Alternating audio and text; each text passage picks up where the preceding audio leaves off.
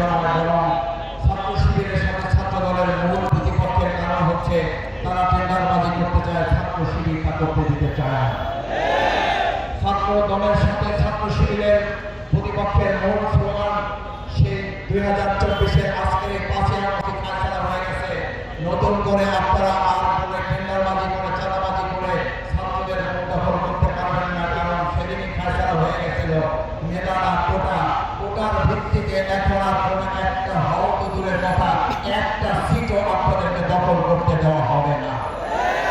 সংগ্রামী ভাই এবং বন্ধুগণ, ছাত্র দলের এই ক্যাম্পাস দখলের মূল পরিকল্পনা শুধুমাত্র তারা ছাত্র শিবিরকে এখান থেকে বের করে দিতে চায় তা না, তাদের মূল পরিকল্পনা হচ্ছে আবার তারা ক্যান্টিনগুলোকে খাও খেতে খেতে আমাদের এই ক্যান্টিনগুলোকে দেউলিয়া করার পরিকল্পনা তারা বাস্তবায়ন করতে চায়।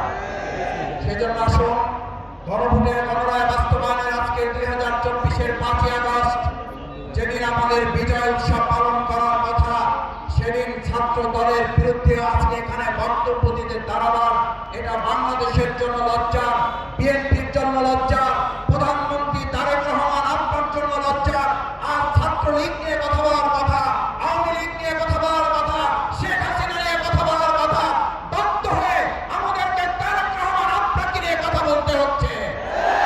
ছাত্র দলকে সামলান, আমার বলছি ছাত্র দলকে সামলান, না হলে ছাত্রলীগ যেমন আওয়ামী লীগের পতন নিশ্চিত করেছে, এই ছাত্রদল তারেক রহমান তার চেয়ে কম সময়ে আপনার পতন নিশ্চিত করে আপনাকে বাংলাদেশ থেকে আবার বিতাড়িত করতে বাধ্য করবে।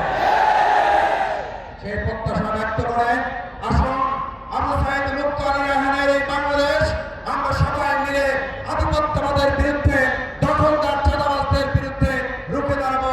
সেই প্রত্যাশা ব্যক্ত করে আমার বক্তব্য শেষ করছি।